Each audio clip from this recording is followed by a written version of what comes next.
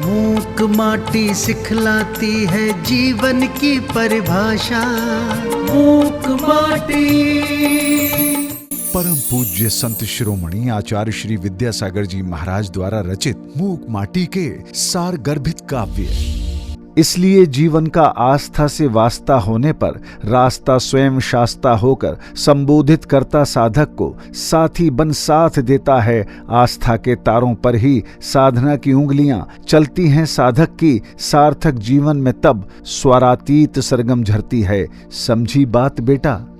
इसलिए जीवन का आस्था से वास्ता होने पर रास्ता स्वयं शास्ता होकर संबोधित करता साधक को। मतलब आस्था की बात चल रही थी। आस्था आप रखेंगे तब ही आप आगे बढ़ पाएंगे। आपके मन में उस आस्था से वास्ता हो तब रास्ता स्वयं शास्ता होकर रास्ता भी साथी बन जाता है।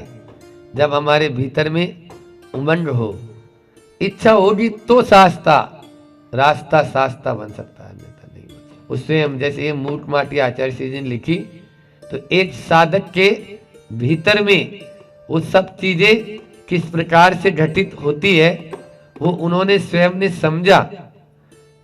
समझा तब जाकर वो आगे बढ़ पाए और उन्होंने मूक माटी की रचना कर डाली। यहाँ पर भी आस्था के तारों पर साधना की उंगलियां चलती है साधक की।